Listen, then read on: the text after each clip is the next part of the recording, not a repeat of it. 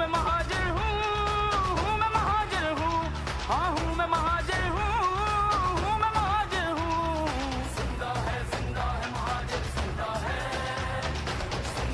जिंदा है महाजिर जिंदा है। हर एक पाकिस्तानी ने ये दिल से मारा नारा, महाजिर का इशारा आफाक बस हमारा। हूँ मैं महाजिर हूँ मैं महाजिर हूँ, हाँ हूँ मैं महाजिर हूँ मैं महाजिर हूँ। जिंदा है महाजिर जिंदा है महाजिर जिंदा है।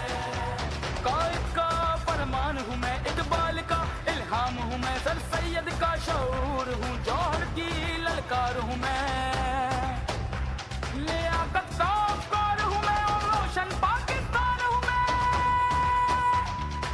ये महाजिर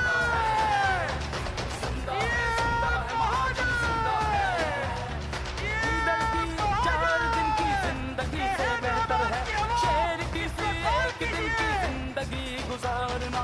हम पे कुर्बानी समंदर और हैरान तीर सिकंदर, हमने सीखा टीपू से हारी बाजी का मारना। हूँ मैं महाजिर हूँ हाँ हूँ मैं महाजिर हूँ मैं महाजिर हूँ। जिंदा है महाजिर जिंदा है महाजिर जिंदा है। और से सुन ले अहले जहां, अब महाजिर ना रुक पाएगा, खाके जिल्लत में मिल जाएगा। आज हमसे जो टकराएगा, इस पाक वतन का हर सूबा नारों की सदा से हिल जाए। इस शहर का हर एक बच्चा आफाक का परचम लहराए।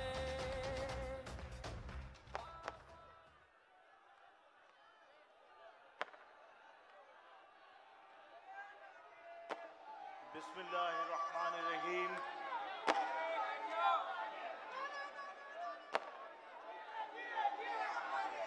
तमाम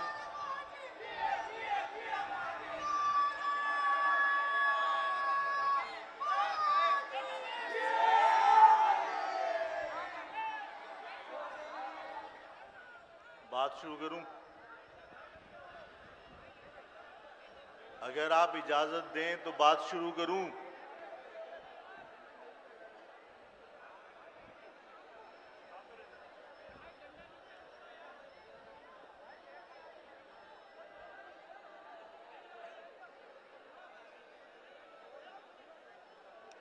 देखिए,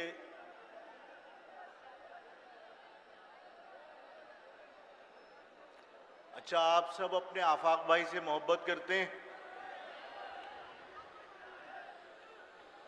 मुझे ईमानदारी से बताइए, आप अपने आफाक भाई से मोहब्बत करते हैं? अगर मैं आपसे दरख्वास्त करूं कि जो फ्रंट पे लोग बैठे खड़े हैं वो बैठ जाएं ताकि मेरी माँओं बहनों को तकलीफ ना हो, ठीक है? अब एक और आपसे दरख्वास्त करूं, मेरी बात मान लेंगे आप लोग?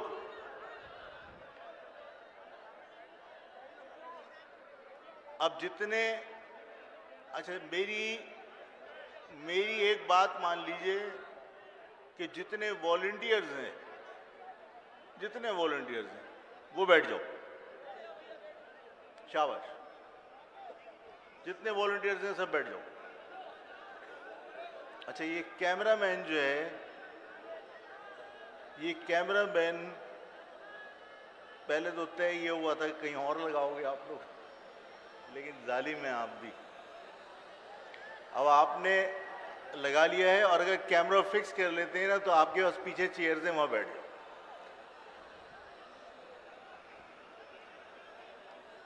बिस्मिल्लाहिर्रहमानिर्रहीम।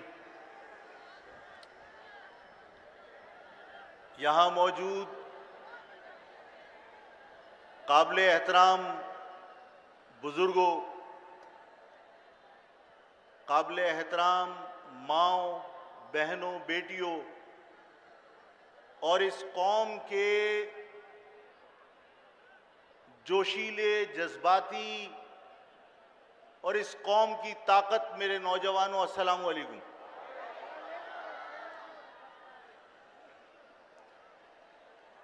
मेरी तबीयत खराब होने के बावजूद तुमसे ज्यादा ऊंची आवाज में मैंने तुम्हें सलाम किया। तुम्हारी, आप सबकी, मेरी माओं की, मेरी बहनों की, मेरे बुजुर्गों की आवाज में यह लगना चाहिए कि वो पूरी ताकत से, पूरे जोश के साथ किसी भी चीज का जवाब देंगे। मैं फिर दोबारा आप सबको कहता हूं, अस्सलाम वालेकुम। दम अच्छा लगता है या बुरा लगता है? और हैदराबाद के जो लोग इस मोहब्बत में यहां आके जिस तरह खड़े हुए हैं, जिन्हें बैठने की जगह नहीं मिल रही, जब वो पूरे जोश और जज्बे के साथ इस जलसे में शरीक हैं और अपने आफाक भाई की मोहब्बत में शरीक हैं, तो अपने आफाक भाई को अपना समझकर उनकी बातों को गौर से सुनना। मैं 2 मरहलों में या मुमकिन है कि 3 मरहलों में मैं मुख्तसर सी बात करके आज के इज्तिमा को मैं खत्म करूंगा। पहली बात यह है कि मेरी कौम के साथ कुछ जुल्म ऐसे हैं जो हम खुद अपने ऊपर कर रहे हैं। मेरी बात समझ में आ रही है? जवाब चाहिए, मेरी बात समझ में आ रही है? कुछ जुल्म ऐसे हैं जो हम अपने ऊपर खुद कर रहे हैं और कुछ मजालिम ऐसे हैं जो गैर हम पर मुसल्लत कर रहे हैं। और फिर तीसरे मरहले के अंदर उन मसाइल का हल चाहिए। हैदराबाद के लोगों का मिजाज क्या है? मैं आपको आपके मिजाज के ऊपर अभी बात नहीं करता, पता नहीं आपको मेरी बात नागवार ना गुजर जाए, लेकिन आपने प्रॉमिस किया है कि तुम आफाक भाई से मोहब्बत करते हो, आफाक भाई की बात का बुरा नहीं मानोगे। ठीक है? ठीक है, जवाब चाहिए। ठीक है?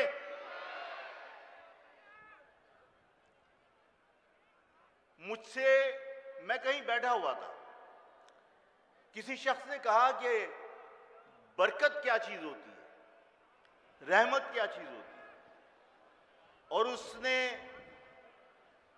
क्योंकि जानता नहीं था, समझता नहीं था, उसने कहा कि मुझे नहीं समझ में आता बरकत क्या होती है। तो मेरे साथ जो बुजुर्ग बैठे हुए थे उन्होंने कहा कि बरकत, आप जब सुबह अर्ली उठते हैं और जब आप रिज्क के लिए निकलते हैं तो रिज्क में बरकत होती है। नहीं समझ में आई उसके। फिर उस बुजुर्ग ने कहा कि आप उन हराम जानवरों को देख लीजिए जो रात भर आवारागर्दी करते हैं, और उसके बाद जब रहमतें नाजिल होने का वक्त आता है, जब बरकतें नाजिल होने का वक्त आता है, सब सो जाते हैं, चाहे कुत्ता हो, चाहे बिल्ली हो, चाहे और कोई हराम जानवर हो। इसी के बरक्स उन्होंने मिसाल दी कि जो हलाल जानवर अल्लाह ने आपके लिए पैदा किए, वो सूरज गुरूब होते के साथ ही सो जाते हैं और सूरज तुलू होने से पहले उठकर हम्द करते हैं, जिसकी वजह से अल्लाह ताला ने उनकी नस्ल के अंदर बरकत पैदा कर दी। आप हलाल जानवर बकरी, गाय, भैंस बेपनाह ज़िबा करके खाते हैं, लेकिन उनमें कमी नजर आती है? कमी नजर आती है उनमें? कुत्ते बिल्ली दर्जनों बच्चों को पैदा करते हैं, क्या बकरी से ज्यादा इस शहर में नजर आते हैं? क्या गाय भैंस से ज्यादा इस शहर में नजर आते हैं? अगर बरकतें समझते हो कि बरकतें क्या हैं, तो बरकतों के नजूल के वक्त तुम्हारा जागना जरूरी है। मैं आज हैदराबाद के लोगों से दरखास्त करके जा रहा हूं और अपनी नौजवान नस्ल से दरखास्त करके जा रहा हूं कि ये मत कहा करो कि हमारी कौम के साथ कोई गैर जुल्म कर रहा है, सिर्फ हम अपने ऊपर खुद जुल्म कर रहे हैं। तुम्हारी मार्केटें जब 12 बजे दिन में दोपहर को खुलेंगी, जब तुम सुबह देर से सो के उठोगे, कुरान तुम्हें कह रहा है कि सुबह उठकर रिस्क के लिए बाहर निकलो, और तुम पूरी रात पठानों के होटल पे बैठकर चाय पियोगे और पैसे बर्बाद करने के अलावा अपना वक्त जाया करोगे। और उसके बाद मेरी अर्ज सुन लीजिए, मेरी अर्ज सुन लीजिए। जब आप अपना पैसा उनकी जेबों में मुंतकिल कर रहे हो और रात भर जागने के बाद जब अल्लाह ताला बरकतें नाजिल करता है, उन बेकार जानवरों की तरह जाके घरों में सो जाते हो, तो क्या तुम्हारे रिज़्क़ में बरकत होगी? क्या तुम्हारी नस्लों में बरकत होगी? हमारी नस्लों में भी बरकत उस वक्त होगी, हमारे रिज़्क़ में भी बरकत उस वक्त होगी जब बरकतों के नज़ूल के वक्त हम भी जागे हुए होंगे, उन्हीं हलाल जानवरों की तरह जिस तरह बाकी जागते हैं। आज हैदराबाद के लोगों, प्रॉमिस करो कि पठानों के होटल पे बैठकर जो चाय पीकर अपनी जेबों से पैसा उनकी जेबों में मुंतकिल करते हो, नहीं करोगे। वादा करो इस बात का कि फालतू हैदराबाद में नौजवान नहीं जागेगा, बल्कि वो सुबह उठ के रिज़्क़ की तलाश में निकलेगा, सुबह उठ के अपनी कौम की भलाई के कामों के लिए बाहर निकलेगा, सुबह उठकर पढ़ने के लिए अपने आप को तैयार करेगा। हम सुबह उठते नहीं हैं, कॉलेज है नहीं, यूनिवर्सिटी है नहीं, स्कूल है नहीं, और हम हर वक्त इस बात का इजहार करें कि हमारे साथ ज्यादती हो रही है। ज्यादती कौमों के ऊपर दुश्मनों ने भी की है, लेकिन हमारी कौम के ऊपर हमने खुद अपने पांव पे कुल्हाड़े मारे। अगर हम सुबह उठकर इल्म के हुसूल के लिए निकलें, अगर सुबह उठकर रिज़्क़ के हुसूल के लिए निकलें, अगर सुबह उठकर अपनी कौम की भलाई के लिए उठें, तो क्या इस कौम की तकदीर तुम नहीं बदल सकते? 100% तुम इस कौम की तकदीर बदल सकते हो। हम जिन लोगों के साथ कारोबार करते हैं, कभी ये हमारा मसला है, ये हम जुल्म कर रहे हैं अपने आप के ऊपर कि तुम्हारे इसी शहर के अंदर होटल हैं और इन्हीं शहरों में होटल में अगर जाकर आप चाय पीकर पैसे देकर आते हैं, उनकी जेब में मुंतकिल होते हैं। कोई एक पठान का होटल मुझे बता दो जो माचिस की तिली भी किसी महाजिर की दुकान से खरीदता हो। तुम्हें एहसास होना चाहिए कि जो शख्स तुमसे कारोबार नहीं कर रहा, तुम उससे कारोबार नहीं करोगे। अगर कोई तुम्हारे साथ कारोबार नहीं करता, तुम भी उसके साथ कारोबार नहीं करोगे। अगर एक पख्तून एक तवील फासला तय करके माचिस की तिली भी अपने किसी आदमी से खरीदने के लिए जाता है, तो तुम्हारी भी सोच के अंदर यह तब्दीली आनी चाहिए कि तुम मसूर की दाल खरीदो या माचिस की तिली खरीदो, तुम कपड़ा खरीदो या मिट्टी का तेल खरीदो, तुम खरीदोगे तो सिर्फ अपने कौम के लोगों के पास से खरीदोगे, अदरवाइज नहीं खरीदोगे। क्या यह मुमकिन है? क्या यह मुमकिन है? क्या इस कौम की सोच में तब्दीली आनी चाहिए? जवाब उसी तरह आना चाहिए जिस तरह मैंने कहा था कि जवाब ऐसे आए कि तुम्हारे खून के अंदर उबाल आए और दुश्मन का दिल दहल जाए। इस आवाज के अंदर जवाब चाहिए। कौम तब्दील होगी या नहीं? आज के बाद पठानों के होटल के ऊपर बैठकर तुम अपना रात जाया नहीं करोगे। सुबह उठकर इल्म के हुसूल के लिए, सुबह उठकर रिज़्क़ के हुसूल के लिए, सुबह उठकर अपनी कौम की फलाह के लिए काम करने के लिए निकलोगे। निकलोगे? हैदराबाद के लोगों, निकलोगे? ये जो खामोश खड़े हो, ये बताओ, निकलोगे? अब हम बात करते हैं जो दूसरों ने हम पर जुल्म किए।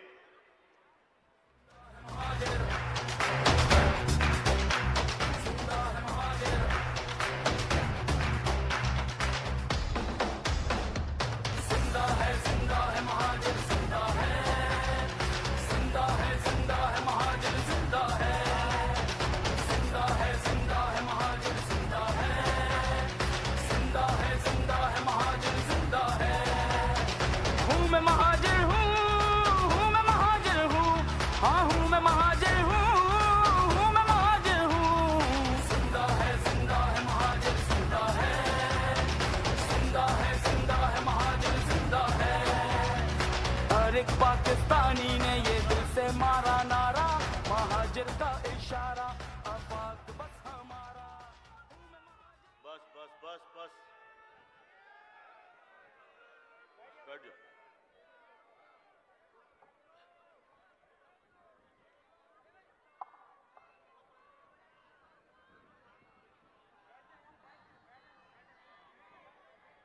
अब आ जाइए अब आ जाओ दूसरे मरहले में। बात करूं मेरी इस बात से जो मैंने अभी की, इत्तिफाक करते हैं आप सब? अमल करेंगे? अमल करेंगे सख्ती के साथ। अब आप आ जाइए दूसरी तरफ कि इस महाजिर कौम के ऊपर क्या क्या इल्जाम नहीं लगे। इस महाजिर कौम पर किसी एक शख्स ने गलती की थी? मेरी अर्ज सुन लो पहले। किसी एक शख्स ने गलती की? पूरी कौम के ऊपर इल्जामात लगे गद्दारी के। पूरी कौम को इस बात का दर्ज दिया जाने लगा कि महाजिर कौम को अपने आप को पाकिस्तानी कहना चाहिए। हर जगह पर महाजिर कौम को शक की निगाह से देखा गया। ऐसा हुआ या नहीं हुआ? ऐसा हुआ या नहीं हुआ? मेरी कौम जिन्होंने इस पाकिस्तान की तमाम कौमियतों को आजादी दिलवाई, मेरी महाजिर कौम के बुजुर्गों ने 20 लाख अफराद उन इलाकों में कुर्बान किए जिनमें पाकिस्तान नहीं बनना था। उन्हें मालूम था आगरा में पाकिस्तान नहीं बनेगा। उन्हें मालूम था कि दिल्ली में पाकिस्तान नहीं बनेगा। उन्हें मालूम था यूपी और सीपी में पाकिस्तान नहीं बनेगा। लेकिन वो बर्रे सगीर के 10 करोड़ मुसलमानों के लिए अलहदा वतन चाहते थे। उन्होंने 20 लाख अफराद कुर्बान किए। बानिया ने पाकिस्तान की औलादों को, जिन्होंने सिंधी को पाकिस्तानी बनाया, जिन्होंने पंजाबी को पाकिस्तानी बनाया, जिन्होंने बलोच को पाकिस्तानी बनाया, जिन्होंने पख्तूनों को पाकिस्तानी बनाया, आज उनसे कहा जाता है कि पाकिस्तानी बनो। अरे हमारे पाकिस्तानी होने पर तुम किस किस सर्टिफिकेट की तलाश में हो? आज हम सब डिस्कस करते हैं महाजिर कौमी मूवमेंट जो 1978 में एपीएमएसओ की शक्ल में बनी थी। क्या मुतालबा था उसका? क्या मुतालबा था? मैसूरी ने मशरकी पाकिस्तान, उनको वापस लाओ। ये मुतालबा था या नहीं था? इस पिंडाल में, इस ग्राउंड में आधे से ज्यादा लोग वो होंगे जिन्होंने 1971 देखा ही नहीं, पैदा उसके बाद हुए। मैं उनको बताना चाहता हूं कि पहले 20 लाख अफराद कुर्बान किए तुम्हारे बुजुर्गों ने इस पाकिस्तान को बनाने के लिए।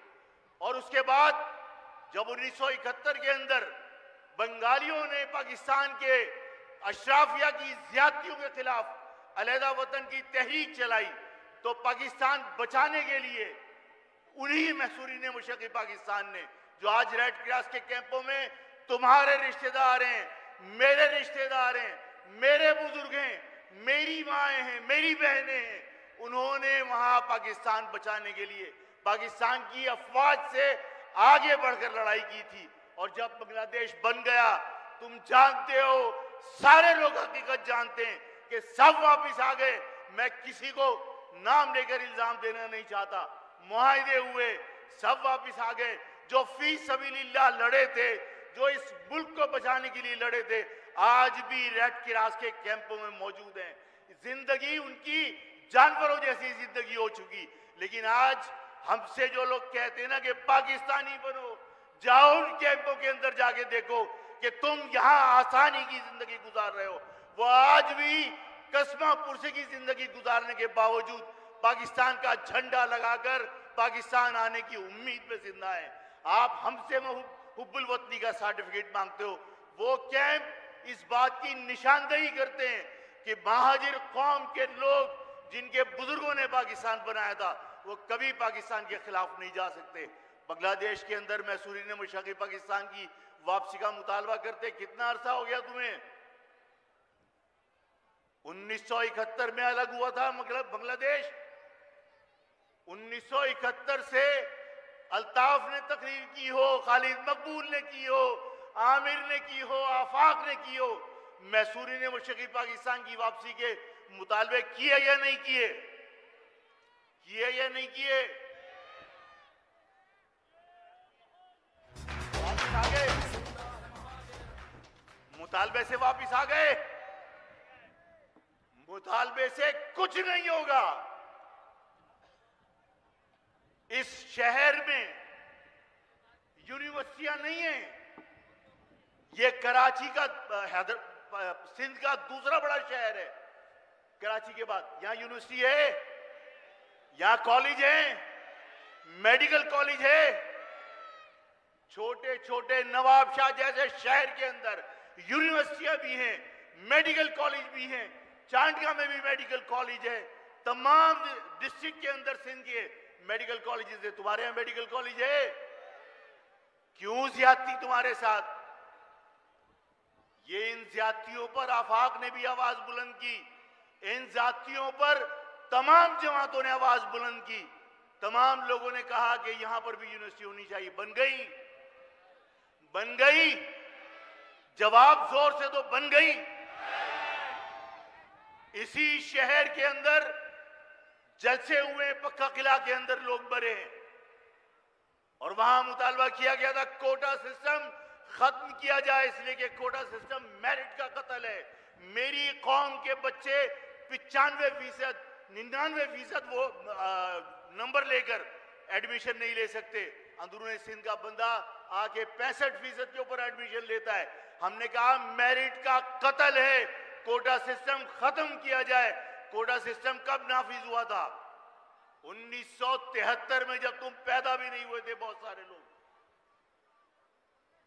1973 से मुतालबात चल रहे हैं कि कोटा सिस्टम खत्म कर दो, कोटा सिस्टम खत्म कर दो। ये मेरिट का कत्ल है। बताओ तुम्हारे मुतालबात से, आप लोग बताइए, मेरी माएं बहनें मेरे बुजुर्ग, क्या आप लोगों के मुतालबात से क्या कोटा सिस्टम खत्म हो गया? कोटा सिस्टम खत्म हो गया? आप किस किस जुल्म का तस्करा सुनना चाहते हैं? मेरी कौम के लोगों को गद्दार गिनवा कर, मेरी कौम के लोगों को ये कहकर कि हम तुम्हें तस्लीम नहीं करते। मेरे शहर, चाहे वो कराची हो चाहे वो हैदराबाद, यहां पर दूसरों को बसाकर कहा जाता है कि ये शहर अब हमारे हैं।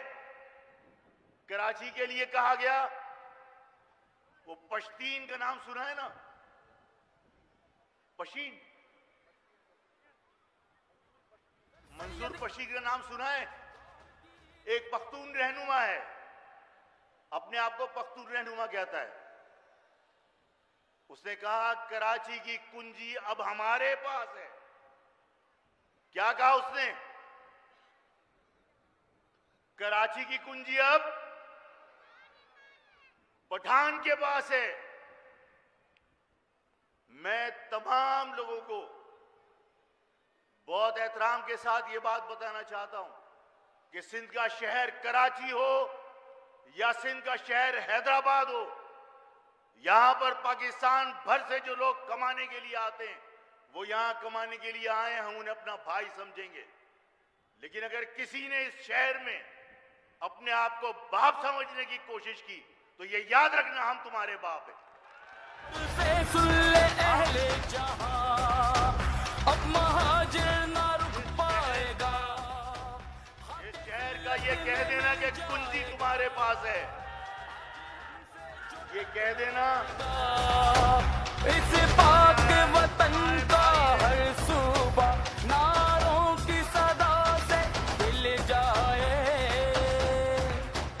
इस शहर का हर एक बच्चा आफाक का परचम लहराए। आफाक का परचम हाथों में और सबके ये सिंध के शहर किसके हैं? महाजिर लफ्ज इस्तेमाल करते हुए मैंने कहा कि इतनी ताकत, इतना जोश होना चाहिए कि तुम्हारे अपनों के दिल को ठंडक पहुंचे और दूसरों के दिल दहल जाएं। अजान हो रही, अजान के बाद मैं बात करूंगा, कोई आगे पीछे जाना नहीं, हिलना नहीं, सब बैठो। मैं आपसे ये पूछ रहा था कि कोटा सिस्टम मुतालबात से खत्म हो गया, मैसूरी ने मुशरकी पाकिस्तान मुतालबात से वापस आ गए। क्या कराची से हैदराबाद तक महाजिरों को मुलाजमतें मिल गईं? क्या इस शहर को, जिस शहर को मैं कहता हूं कि ये मेरा शहर, इस शहर में यूनिवर्सिटियां बन गईं? मुतालबात से कुछ नहीं होगा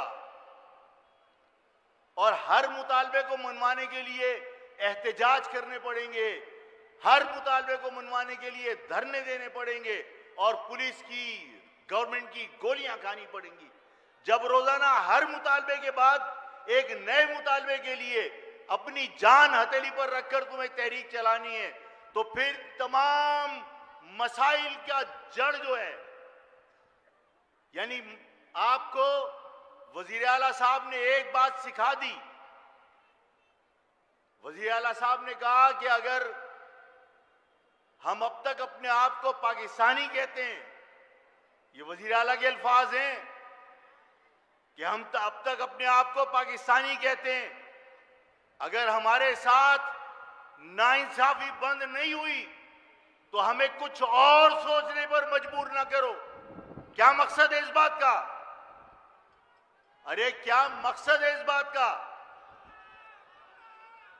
अगर ये बात ख्वाब में भी सोच ले महाजिर तो गुनाह है, लेकिन वो शख्स खुलेआम ये कहता है कि अगर हमारे साथ नाइंसाफी बंद नहीं हुई तो हम अब तक अपने आप को पाकिस्तानी कहते हैं, हमें कुछ और सोचने पर मजबूर नहीं करो।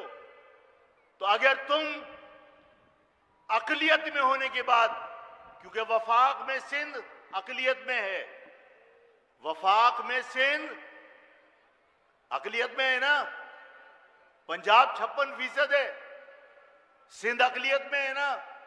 अगर अकलियत की बुनियाद पर तुम्हारे साथ ज्यादती हो, नाइंसाफियां हो, तो तुम उस पर एहतजाज कर सकते हो, तुम उस पर खुदा ना करे मेरे बाप दादाओं के बनाए हुए वतन को नुकसान पहुंचाने की बात कर सकते हो। लेकिन तुम अगर ये कहो कि हम अक्सरियत में हैं, असेंबली में, और तुम अकलियत में हो, इसलिए तुम्हारे फैसले हम करेंगे, तो मेरी कौम के लोगों ये बावर कराना पड़ेगा तुम्हें कि तुम किसी गुलाम की औलाद नहीं हो। तुम्हारी नस्ल में कभी कोई गुलाम नहीं रहा। हम किसी के कोई हमारे फैसले करे ये कबूल ही नहीं है। मैं अपने लोगों को बहुत इत्मीनान से समझाता हूं और मैं चाहता हूं कि इस पाकिस्तान की तमाम कौमियतें भी अपने दिमाग में ठूस लें कि महाजिर है क्या। महाजिर सिद्दीकी है, हजरत अबू बकर सिद्दीक रज़ी अल्लाह ताला अन्हु से निस्बत करने वाला, वो हाकिम थे। वो फारूकी है, हजरत उमर फारूक रज़ी अल्लाह ताला अन्हु से निस्बत करने वाला हाकिम थे। हजरत अली से निस्बत करने वाले सैयद हाकिम थे। अगर हजरत उस्मान गनी रज़ी अल्लाह ताला से निस्बत जोड़ने वाला अपने आप को उस्मानी कहता है तो हाकिम की औलाद है। और अगर कोई कायम खानी है, कोई राजपूत है, कोई रांगड़ है। कौन है रांगड़? रांगड़ कहते हैं रणगढ़ को, मैदान जंग में गढ़ जाने वाले लोग, ये लड़ने वाले लोग हैं, ये मार्शल लोग हैं, ये हाकिम लोग हैं। अगर इन हाकिमों की औलादों के, अगर इन मार्शल लोगों की औलादों के फैसले कोई और करे तो हमें शर्म से डूब जाना चाहिए। हमारे फैसले अक्सरियत की बुनियाद पर अब सिंधी हाकिम नहीं करेगा, बल्कि हमें भी अपने मसाइल के हल के लिए अलहदा सूबा चाहिए। अब हम कोटे के लिए नहीं लड़ेंगे, अब हम मैसूरी ने मशरकी पाकिस्तान के लिए नहीं लड़ेंगे, बल्कि अब हम एक ही तहरीक चलाएंगे कि हमें अपने वसाइल पर अपना इख्तियार चाहिए। हमें दूसरों की तरह, जिस तरह पंजाबी को इख्तिदार में हिस्सा चाहिए, जिस तरह सिंधी को इख्तिदार में हिस्सा चाहिए, इसी तरह हम भी इस मुल्क में इख्तिदार में हिस्सेदार बनना चाहते हैं। हमें अलहदा सूबा चाहिए। अब सिर्फ और सिर्फ तहरीक चलेगी अलहदा सूबे की, इसलिए कि हमारे फैसले अब हम करेंगे, हमारे फैसले कोई और गैर नहीं करेगा, नहीं करेगा। जिंदा है, जिंदा है, जिंदा है, महाजर जिंदा है। हूँ मैं महाजर हूँ मैं महाजर हूँ, हाँ हूँ मैं महाजर हूँ मैं महाजर हूँ। जिंदा है, जिंदा है, महाजर जिंदा है। सूबे की बात से इत्तिफाक करते हैं। मैंने कहा था कि मैं सूबे के हक में दस्तखती मुहिम चलाऊंगा और फिर उसके बाद सिंध के शहरी इलाकों में अलग जुनूबी सिंध सूबे के लिए रेफरेंडम कराऊंगा। मैंने गुज़िश्ता दिनों प्रेस कॉन्फ्रेंस में कहा था सहाफियों से, और मैंने अल्लाह पर यकीन करके कहा था, और मैंने कहा था कि आना लाजमी, इसलिए कि बजट के बाद मिनी बजट आते हैं। यहां पर रेफरेंडम से पहले मिनी रेफरेंडम आएगा और उसमें सूबे के हक में लोग हिमायत करेंगे। और ऐसा ही है, आज ये मिनी रेफरेंडम है या नहीं है? आज ये सूबे के हक में मिनी रेफरेंडम है या नहीं है? आप सारे के सारे लोग पूरी ताकत के साथ जवाब दीजिए। सूबा चाहिए, सूबा बनेगा, सूबा बनेगा, मैं और आप मिलकर बनाएंगे। और अगर कोई ये समझता है, और अगर कोई ये समझता है, मैं एक और बात कहना, जिनका इशारा आफाक बस हमारा। हूँ मैं महाजर हूँ मैं महाजर हूँ। एक बात और सुन लो, उसके बाद आपको इजाजत। आपको लोग कहेंगे कि कानून के अंदर तो 2/3 अक्सरियत के बगैर आप सूबाई असेंबली से कानून पास करा ही नहीं सकते। ठीक है, पहले सूबे के लिए हमें 2/3 अक्सरियत से सिंध असेंबली से करारदाद पास करानी पड़ेगी। इन सारे अकल के अंधों को बताओ कि जब मेरे बाप दादाओं ने पाकिस्तान बनाया था तो अंग्रेजों के आईन में पाकिस्तान बनाने की गुंजाइश नहीं थी, फिर भी बना पाकिस्तान। सिंध की असेंबली में 2/3 मेजॉरिटी गई भाड़ में। जब मैं और आप ताकत के साथ रोड पे निकलेंगे तो किसी का बाप सूबे को नहीं रोक सकता।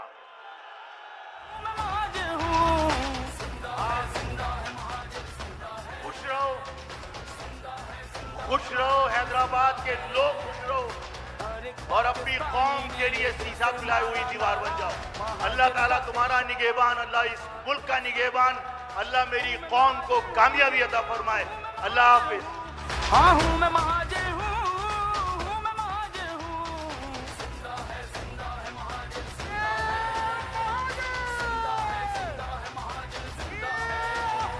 कायद का फरमान हूँ मैं, इकबाल का इल्हाम हूँ मैं, सर सैयद का शऊर हूँ, जौहर की ललकार हूँ मैं।